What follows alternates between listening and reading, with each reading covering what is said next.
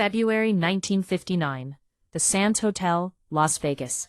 Frank Sinatra, Dean Martin, Sammy Davis Jr., and Louis Armstrong were in the same room. A private salon, host show, 50-plus people, invitation only. A man stood up at the center of the room, turned to Armstrong, and said something that froze every person in that space. Sinatra didn't move immediately.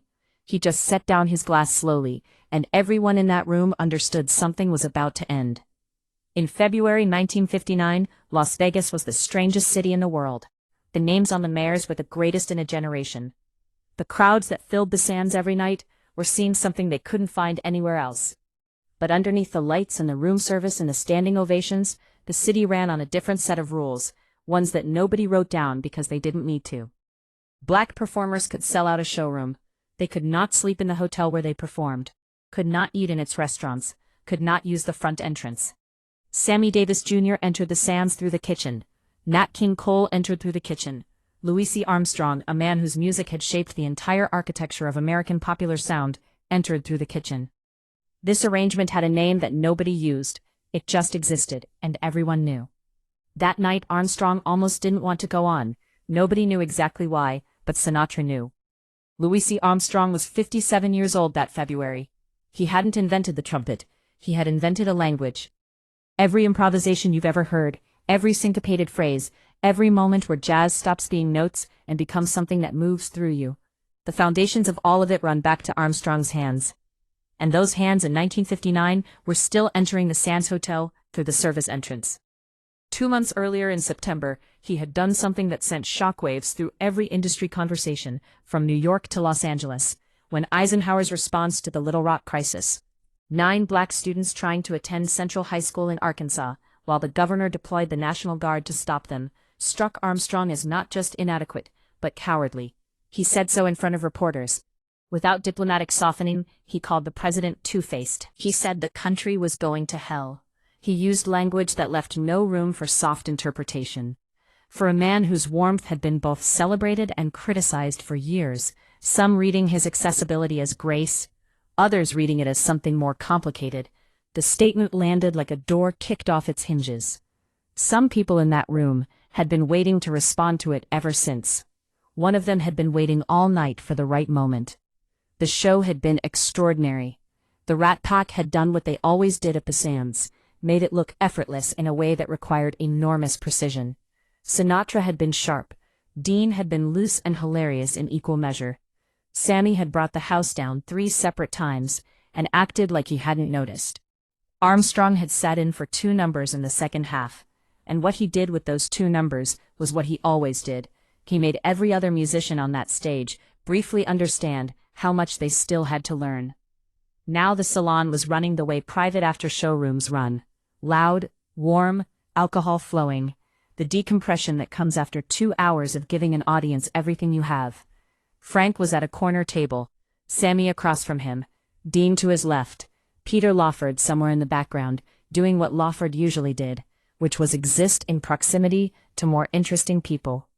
Lauren Beale was there, a handful of musicians, 2 journalists who had earned the kind of trust that got you into rooms like this without a notepad. Armstrong sat a few tables over, with some of the session musicians, still carrying the good tiredness of a strong night. He was talking about trumpet technique, hands moving, voice low, specific. The people around him were leaning in.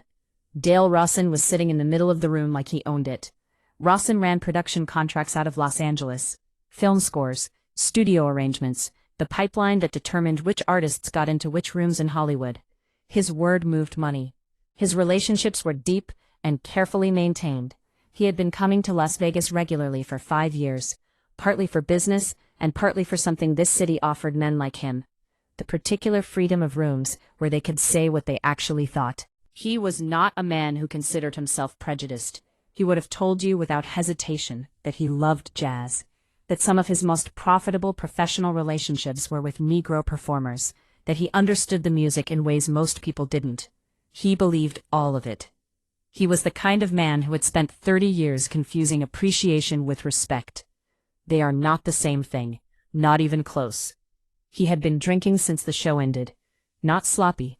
Rawson didn't get sloppy. He got looser, more honest by his own definition. And since September, he'd had something building in him about Armstrong's Eisenhower statement that he'd been packaging and repackaging in his mind, waiting for a room where it would land right. He decided this was that room. He waited for a moment when the salon was warm and loud, and people were laughing. Then he stood up, gentleman. He raised his glass, projecting the voice of a man used to commanding tables. Hell of a show tonight. A few people raised their glasses back. Louis. He turned toward Armstrong, still smiling, the warm, inclusive smile of a man about to say something he considers honest. You were something else up there tonight. You really were. Armstrong nodded. Easy. Waiting. Rawson let a beat pass.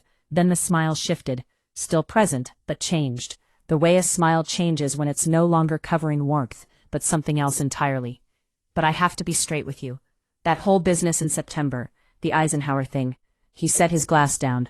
All of Hollywood laughed.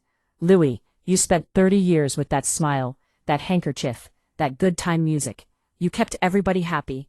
We all did well together. And then you decide to bite the hand. He looked around the room, checking for the laugh that wasn't coming. Look at where you are. You come up on that stage, you take the applause, and then you walk out through the kitchen. That's the deal. And getting up in front of reporters and calling the president names doesn't change the deal. He turned back to Armstrong directly, because no matter how well you play that horn, you still can't use the bathroom in this hotel. The room stopped completely. Instantly, the way sound stops when something cuts the power. Dean Martin put down his glass. The sound of it touching the table was the only thing in the room for a full second. Sammy Davis's face closed, that specific total shutdown where all the light goes out at once. Lauren Beale's companion started to say something, stopped himself, sat back. Peter Lawford was very still. Armstrong didn't move. This was the part that was hardest to look at. He sat with his hands flat on the table, looking at Rawson, and his face held a stillness that wasn't shock and wasn't anger. It was something older and more tired than either, the specific expression of a man who has spent his entire life being prepared for exactly this sentence, and has never once found that the preparation makes it hurt less. Rawson was still standing, still half smiling, looking around the room for someone to ratify what he'd said. Nobody moved. Sinatra put down his glass. He hadn't spoken yet. He'd only set the glass down slowly, carefully, with the particular precision of a man placing something he won't pick up again. Then he stood at the Sands in 1959, when Frank Sinatra stood up in a room. The room changed. It wasn't physical. He wasn't tall. It was something else. A quality of intention that arrived before the words did, and rearranged the air in the space. He walked toward Rawson, not fast, not urgent, each step measured, deliberate, and that deliberateness was worse than urgency would have been. He stopped in front of him, one table between them. He didn't walk around it. He leaned across it, closing the distance. And when he spoke, the entire room heard every word, because nobody was making any other sound. I heard everything you just said. Rawson opened his mouth. Don't one word. Room temperature. The salon reset around it. Louis Armstrong built the language that every musician in this room speaks. Sinatra's voice was level. No heat. This was the thing that made it so much worse. It wasn't anger. It was precision. The tone of a man who has already reached his conclusion and is simply delivering it. Every film score contract you've signed in the last 20 years exists because men like him decided to let this industry near something they created. You have a career because of what he gave this music, and you're standing in front of me telling me the kitchen door is his place. He let that sit in the room. I'm going to say this once, in this hotel, in this room in front of me. You do not speak to that man that way again. You do not speak about him that way again. And tomorrow morning when you get back to Los Angeles, I want you to think carefully about your 3 production contracts, because I have some phone calls to make in the morning, and your name is going to come up. Rawson's face changed. The smile was gone. The ease was gone. What was underneath was smaller than everything he'd walked in with. Frank, I'm finished with you. Sinatra straightened, turned away from Rawson completely. Finally, the way you turn away from something that's already been resolved, and walked to Armstrong's table. The room was silent. Dean Martin stood up. No one had asked him to. No one had signaled him. He just stood the way a person stands when there's only one place to be, and walked to where Sinatra was standing. He didn't say anything. He just stood there. Sammy Davis was already moving faster than Dean. Less considered, Sam's responses always lived in his body before they reached his head. He crossed the room and sat down in the empty chair next to Armstrong, put both arms on the table, looked at Armstrong directly. Armstrong looked at them, then at Sinatra. Sinatra, you need a drink. Armstrong's glass was empty. He looked at it for a moment. Sinatra caught a passing waiter with a single glance. The waiter understood without being told. Across the room, Rawson was still standing at his table. He hadn't been able to return to his seat yet, hadn't found the mechanism for it. Nobody was looking at him. This was the real sentence, not a dramatic ejection, not a scene, just the room continuing without him completely, as though the space he occupied had already been reassigned. Nobody noticed, or nobody showed that they noticed, which came to the same thing. Later, as the evening thinned and coats were being collected near the door, Armstrong crossed the room to where Sinatra was standing. He didn't make a speech. He put one hand briefly on Sinatra's arm and said quietly. Armstrong held his gaze for a moment. Then he nodded, the slow nod of a man filing something away in a place where it will stay, and walked toward the door. The front door, not the kitchen corridor, the front door, the one that faced the Strip, the one that guests used. Nobody tried to stop him. Nobody said a word. He walked out into the Las Vegas night, and the door closed behind him. And that was that. Dale Rawson's 2 production contracts in Los Angeles were not renewed at the end of 1960. The official explanation was restructuring.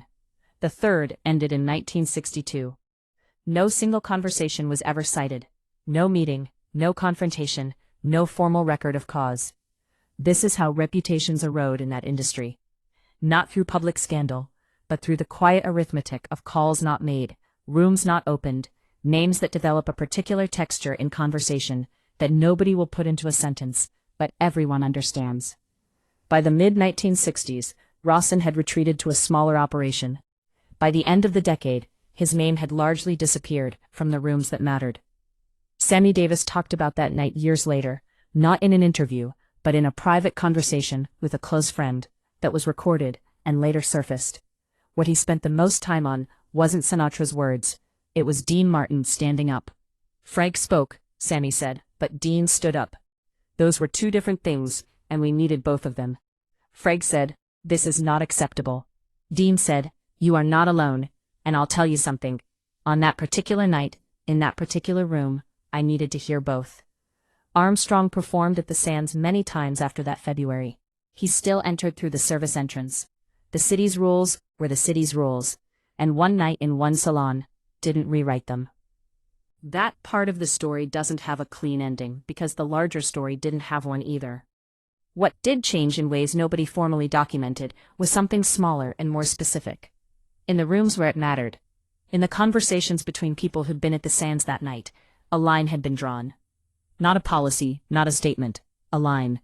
And people on both sides of it knew which side they were on. Sinatra never spoke publicly about what happened that evening. He didn't tell the story in interviews, didn't include it in any account of his years in Las Vegas. The people who were in that room carried it the way people carry things that happened in private, passing it along quietly, person to person, not as gossip, but as evidence. Evidence of something about a man that his records and his films and his public image only partially captured.